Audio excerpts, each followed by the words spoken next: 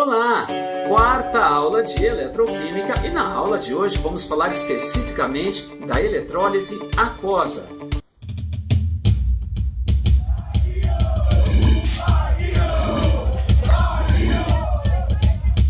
E se a eletrólise ígnea é aquela que ocorre sem a presença de água, como vimos na aula anterior, a eletrólise aquosa, obviamente, é a que ocorre com a substância dissolvida em água, ou seja, com soluções aquosas. Vamos dar uma olhadinha na primeira eletrólise da aula, uma das mais importantes, na verdade, se não a mais importante, que é a eletrólise aquosa do cloreto de sódio. Eu equacionei então NaCl, cloreto de sódio, setinha, esse AQ em cima significa sendo colocado na água.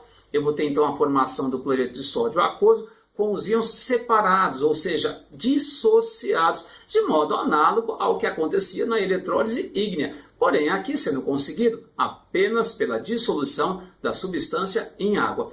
Continua sendo um processo que consome energia, porém bem menos energia, uma vez que não há a necessidade de aquecimento. Basta colocar as substâncias em água, ou seja, dissolvê-las em água.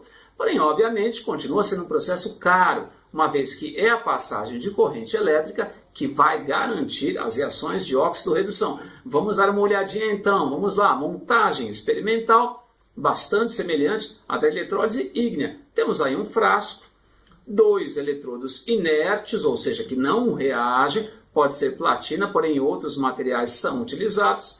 E temos no sistema, então, cloreto de sódio aquoso, ou seja, íons Na+, e Cl-. Porém, temos água nesse sistema, não vamos nos esquecer.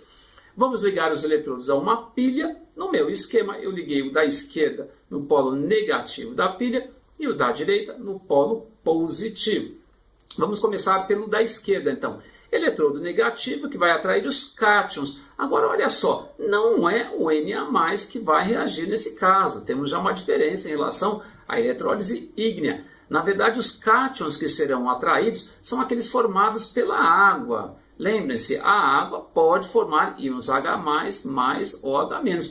E é em função dos íons H+, que vamos ter a reação de descarga no eletrodo negativo, que pode ser equacionada conforme está aparecendo na lousa, em água mais elétrons, formando meio de hidrogênio mais OH-. Vejam, são os íons H+, que vão reagir. E vão sobrar os íons OH-, conforme está aparecendo. Mas já vou falar um pouquinho mais sobre isso, certo? Já no eletrodo da direita, o eletrodo positivo, são os íons cloreto, sim, que vão sofrer as reações de descarga, de modo semelhante à eletrólise ígnea. Temos então cloreto formando meio de cloro mais elétron, ou seja, sofrendo oxidação.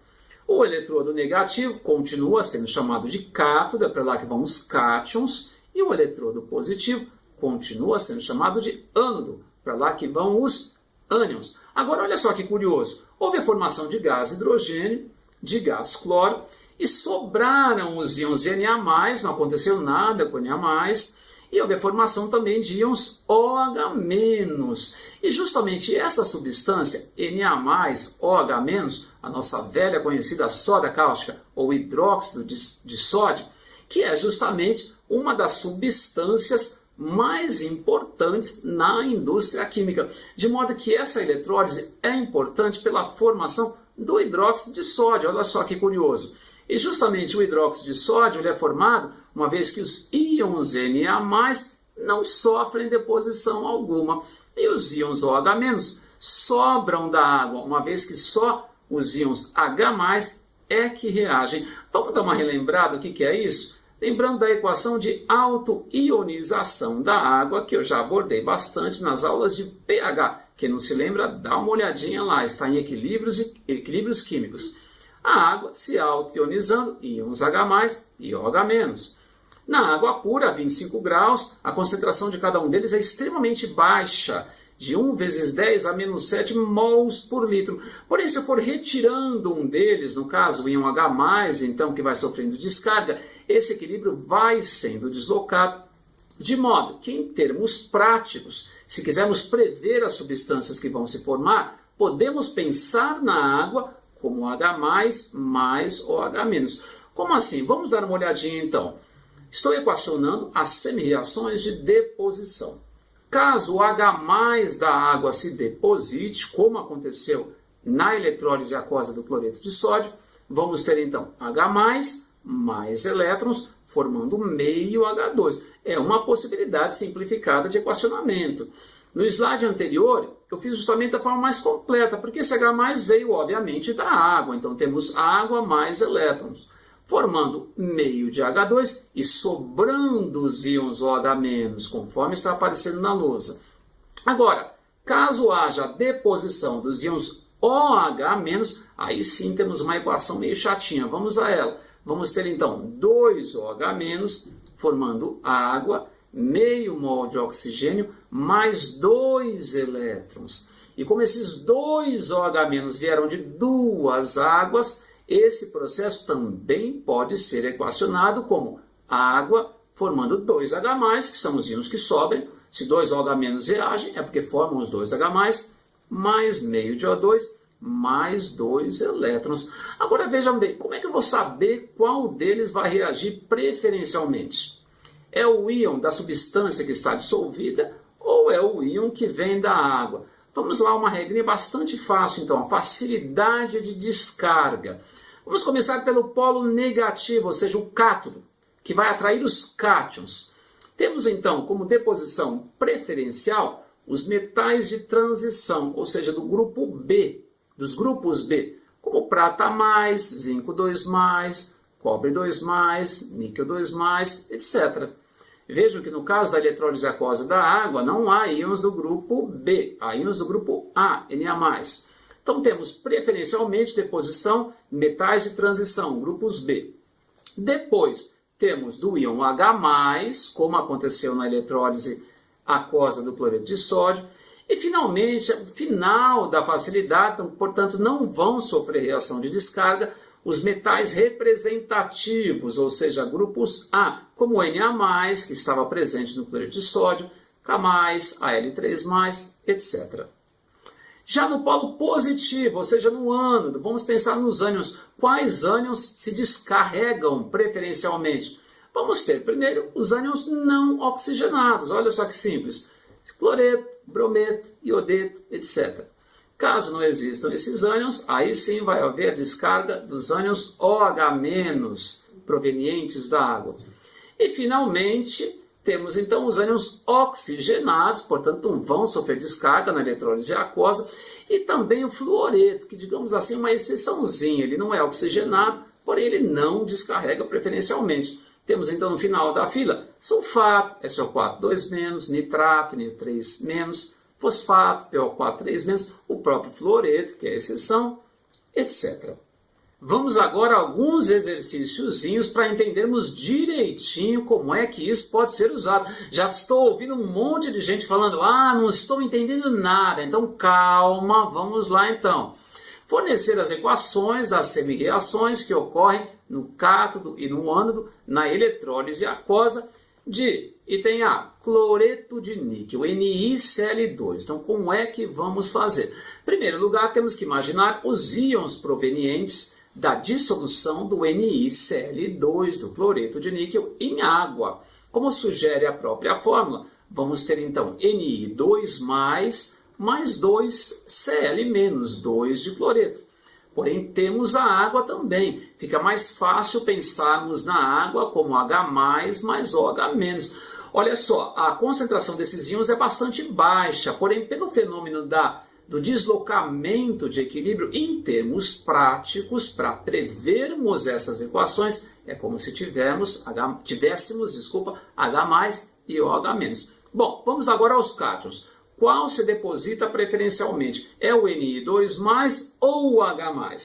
Diz a regrinha do slide anterior que a maior facilidade de descarga é dos metais de transição, como é o caso do níquel, níquel 2+. Então é o níquel 2+ que irá sofrer deposição.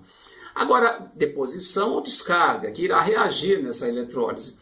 Agora, nos ânions, temos aí cloreto e OH-. A fila de reatividade diz que, em primeiro lugar, vem os íons não oxigenados, como o cloreto, que é um íon não oxigenado.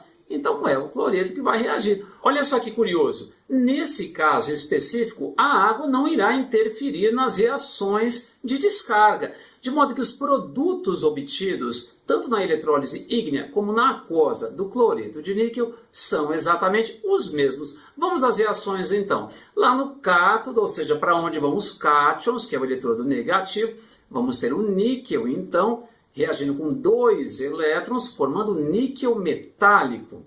E já no ânodo, ou seja, para lá que vão os ânions, então eletrodo positivo, vamos ter o cloreto, 2Cl-, formando o cloro gasoso, Cl2, mais 2 elétrons. Bastante simples, certo?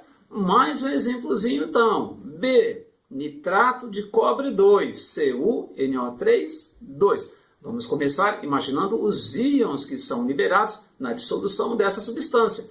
Como sugere a fórmula, vamos ter Cu2+, cobre 2, e 2 nitrato, 2NO3-. E não podemos nos esquecer que há interferência dos íons formados na alta ionização da água. Vamos a eles, H+, e OH-. Agora vamos dar uma olhadinha na fila de descarga, então. Entre o cobre 2+, e o H+, qual aquele que vai sofrer a descarga preferencialmente? Temos, em primeiro lugar, os metais dos grupos B, ou seja, metais de transição, como o cobre, que pertence à família 2B. Então, é o cobre 2+, que irá sofrer deposição. E entre o nitrato e o OH-, diz a fila, em primeiro lugar, os não oxigenados, nenhum deles é. Em segundo lugar, o OH-, então é o OH- que vai sofrer a reação de descarga.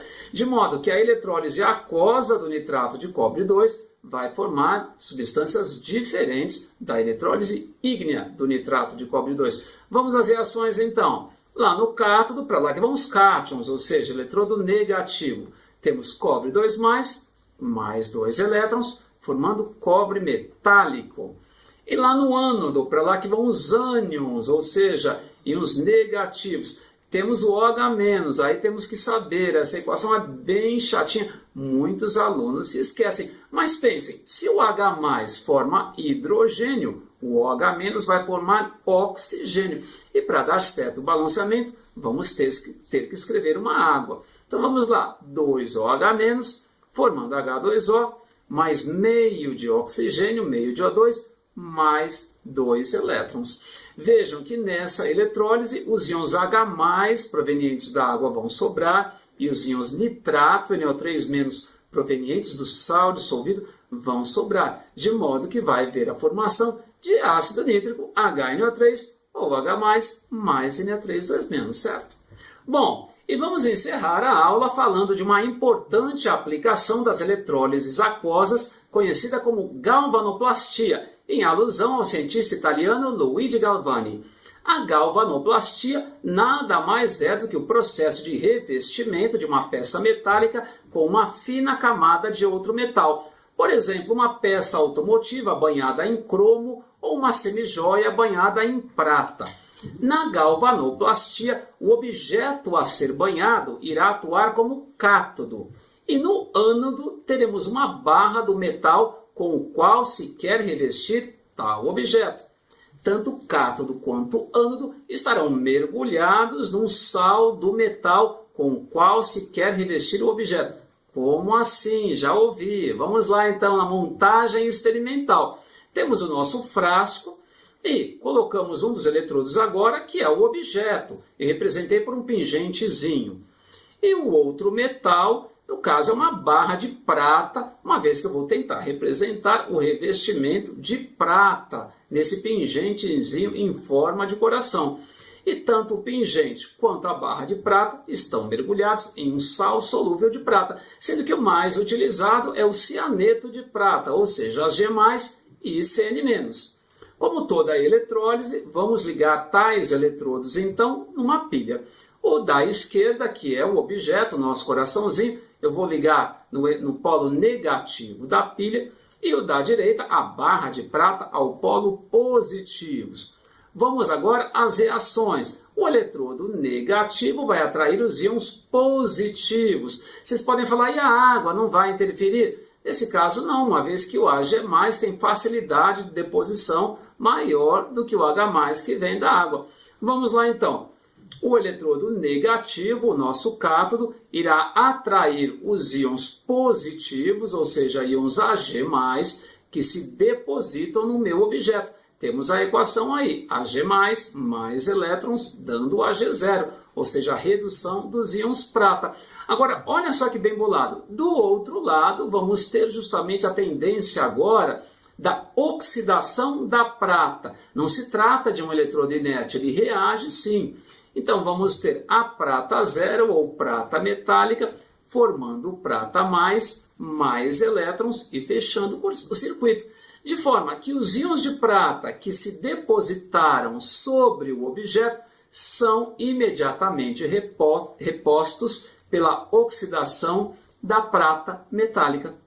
Então é isso. Espero que tudo tenha ficado claro, mas obviamente é importantíssimo que você faça a tarefa, cujo link já está na descrição do vídeo. Aproveita e dê uma curtida no vídeo também, está certo?